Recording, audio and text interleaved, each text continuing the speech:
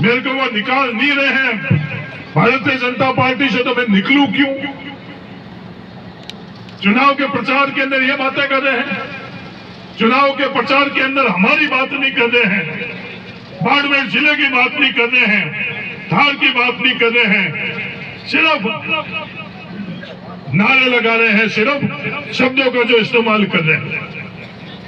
मजबूत तो हम लोग थे, हमारे पूर्व मजबूत थे, इसलिए रेगिस्तान के अंदर आकर हम लोगों के पूर्वज यहाँ रहे थे।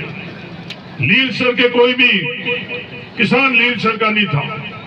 बाइतों के हम लोग, जो मेरा परिवार है, बाइतों के नहीं थे, बीकानेर से आए थे और 36 कौम साथ में हम लोग आए थे, और भाईचारे के हिसाब से 36 कौम हम आज भी साथ में रह रहे हैं। मैं उनको बताना चाहता हूँ जो बात कर रहे हैं यहाँ की, हमारे पूर्वजों और हम लोगों ने खेत पर हल पर बाद में हाथ रखा और पहले गांव के 36 कौम के गरीब के लिए मांगा, पशु के लिए मांगा, पक्षी के लिए मांगा, और आखिरी में हमारे परिवार के लिए मांगा। ये 36 कौम के साथ रहना होता है। वोटों के वक्त 36 कौम की बात करते हैं, 36 कौम का बात करने का नहीं होता। 36 कौम की बात कर रहे हैं, ये बात कर रहे हैं मूल ओबीसी की। जैसलमेर के अंदर एक मूल ओबीसी का उम्मीदवार खड़ा हुआ, जैसलमेर बाड़मेर के ओबीसी समाज को मैं ये कहना चाहता हूं, उनको किस तरह से विवश कर इन लोगों ने बैठाया ये हम लोग नहीं जानते।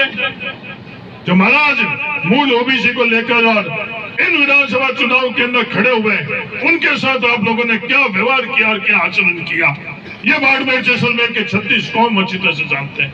जब ओबीसी की बात आई, ओबीसी के आरक्षण बढ़ाने के लिए बात आई, एक अक्षर भी इन दोनों में से किसी ने बात करी? हमारा हक और अधिकार था, संविधान के हक और अधिकार से हम लोगों का 21% से ज्यादा हम लोगों का हक और अधिकार था, और ये दोनों क्या बात कर रहे हैं? आप अपनी ताकत इन लोगों को दो, 400 पार कराकर ये संविधान बदलेंगे। बाबा साहब भीमराव अंबेडकर जी का दिया हुआ संविधान बदलने के लिए अपन लोगों के बीच के अंदर ये दोनों के दोनों आई है। अपन लोगों की ताकत लेकर वही संविधान बदलने की कोशिश कर रहे हैं। ये जवाब 26 तारीख को आप लोगों को देना है।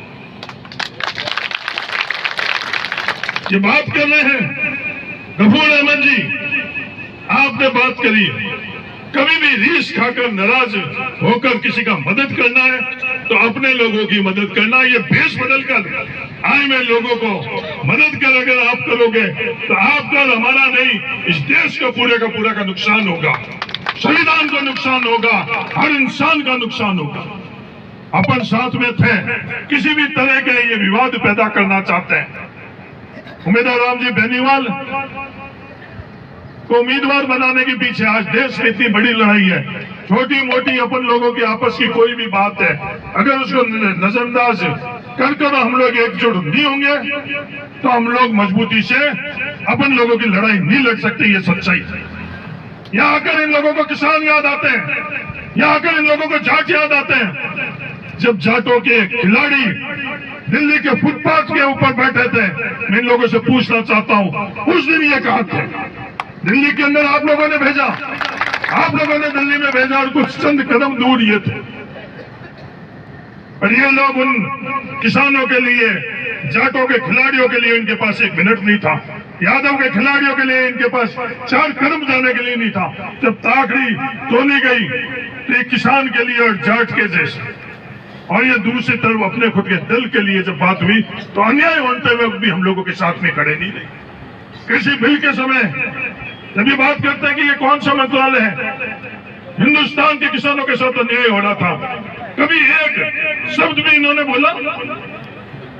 किसानों के लिए एक शब्द भी बोला? माफी किसने मांगी? नरेंद्र मोदी जी ने। माफी किसने मंगवाई? हिंदुस्तान के किसानों ने। कृषि मंत्री ने माफी नहीं मांगी।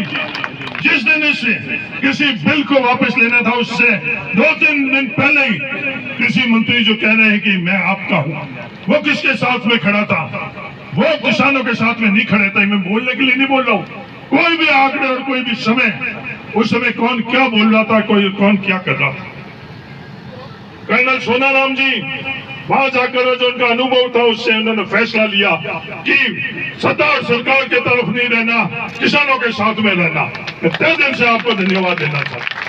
कुछ फैसले होते हैं, फैसले के तरीके रहते हैं, कमी पेशी होती है। ये मैं नहीं कह रहा हूं कि कोई भी फैसले के अंदर कोई कमी पेशी नहीं है, और जो भी फैसले हुए अपने परिवार के लिए अच्छा फैसला हुआ, ये मैं नीति नियत अपन सब लोगों की थी। कल हरियाणा के अंदर सर छोटू राम जी के परिवार से जो वहां केंद्र के अंदर भारतीय जनता पार्टी के गए मंत्री नहीं है, जो उनका अनुभव था भारतीय जनता पार्टी के अंदर, चौधरी वीरेंद्र सिंह जी का, वो भी छोड़कर और किसानों के साथ में आई।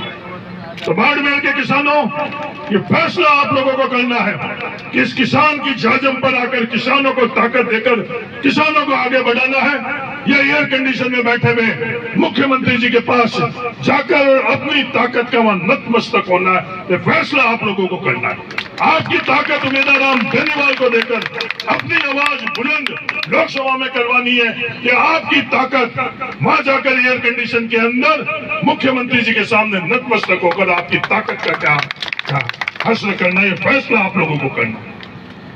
मेरा आप सब लोगों से यही निवेदन है, मजबूती से उम्मीदवार राम बेनीवाल की मदद करो, तन से करो, मन से करो और धन से करो।